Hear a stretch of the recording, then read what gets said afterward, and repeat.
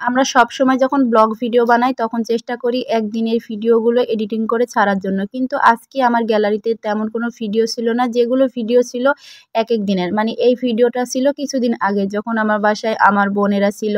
তখন সকালবেলা গিয়ে আমি একটু টুকটাক কেনাকাটা করে এনেছিলাম। এখানে লেবু, মরিচ, শসা, ক্যাপসিকাম, ২ রকমের শাক, বেগুন, তার সঙ্গে পাবদা মাছ নিয়েছিলাম, সেটা রান্না করছিলাম। আসলে আমাদের বাসার কাছে টাটকা, টাটকা সবকিছুই পাওয়া যায়। তাই ভাবলাম প্রতিদিন একটু, একটু করে গিয়ে বাজার করে রান্না করব।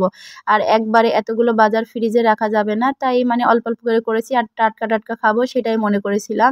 সেদিন অল্প করে বাজার করে রান্না করেছিলাম। পাবদা মাছ ভুনা করেছিলাম। তার সঙ্গে বেগুন দিয়ে, পালং শাক দিয়ে একটা চচ্চড়ি করেছিলাম। তার সঙ্গে লাল শাক ভাজি করেছিলাম। আর এই তো সেদিন আমি সবকিছু রেডি করে রান্না করতে গেছিলাম। আমার আপা এখানে শাকগুলো বেছে দিয়েছিল আর আমি রান্না করছিলাম। আর এই ভিডিওটা দেখবেন, এটা হচ্ছে আজ থেকে ৪ দিন আগের ভিডিও। আমি আবারও গিয়েছিলাম একটু কেনাকাটা করার জন্য। এখানে আমি মাছ কিনেছিলাম। এই মাছগুলোর নাম কি যেন আমি ভুলে গেছি। এগুলো হচ্ছে সাগরের মাছ। ভাবলাম মাছগুলো আসলে কখনো রান্না করা হয়নি। আমি নিজে হাতে কখনো রান্না করে খাইনি। আমি ছোট, ছোট খেয়েছি এই মাছগুলো নদী থেকে। আমার খালার এই বাসা নদীর পাশে। সেখানে গিয়ে আমি এই মাছগুলো খেয়েছি, কিন্তু আমি নিজে রান্না করে কখনো খাইনি। তাই ভাবলাম মাছগুলো একটু কিনে রান্না করে খাবো। আর এই তো দেখুন মাছটা রান্না করেছি আর মাছটা খেতে ভালোই লাগছিল। এটা আমি সাদা রঙেরটা রান্না করেছিলাম, খেতে ভালো লাগছিল। আর আজকে রান্না করেছিলাম নীল রঙেরটা।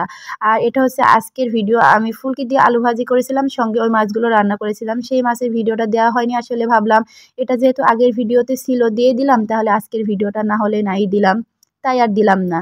আর এই তো বিকেলবেলা, বিকেলবেলা আমরা হাঁটতে, হাঁটতে চলে গিয়েছিলাম পার্কে। সেখান থেকে আসার পথে ভিডিওটা করা। আর বিকেলবেলা আমি একটু লাইভ করছিলাম।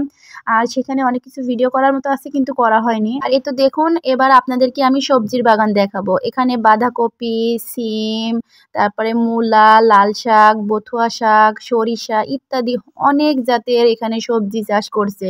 আর এখন তো বিকেলবেলা সবাই এখানে পানি দিচ্ছে। টমেটো গাছ ছিল, বেগুন গাছ ছিল। আমার কাছে এত ভালো লাগে বিকেলবেলা সবাই মিলে সবজির গাছে এসে পানি দেয়, সবাই দেখাশোনা করে সবজিগুলো কেমন হয়েছে। আর শীতকালীন সব সবজি খেতে কিন্তু অনেক ভালো লাগে।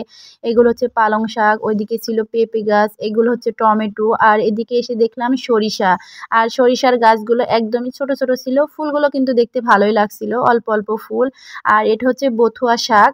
আর এই শাকগুলো হচ্ছে দেশি না, এগুলো আমার কাছে মনে হলো হাইব্রিড। কারণ দেশি বথুয়া শাকগুলো একটু ছোট হয় আর এগুলো কিন্তু অনেক বড়, তাই আমার কাছে মনে হলো। আর আমি একটু আশপাশটা ভিডিও করলাম। আসলে সন্ধ্যা হয়ে গেছিল প্রায়।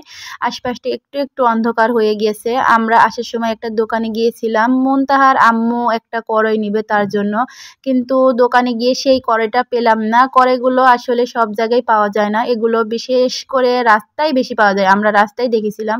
পরে এই দোকানে চলে গেলাম, গিয়ে দেখলাম কড়াইটা পাওয়া যায় কিনা, কিন্তু পাওয়া যায়নি। আর এই তো এই গাছটা একটু ভিডিও করলাম, আমার কাছে ভালো লাগলো তাই আর কি। কথা বলতে বলতে আমরা সন্ধ্যার দিকে চলে আসলাম বাসায়। আর বাসায় আসার সময় আমি এখান থেকে আবারও কিছু আলু আর পেঁয়াজ নিয়েছি। আসলে বাসায় এগুলো ছিল না। যাই হোক সব মিলে পুরো ভিডিওটা কেমন লাগলো অবশ্যই সবাই কমেন্ট করে জানাবেন।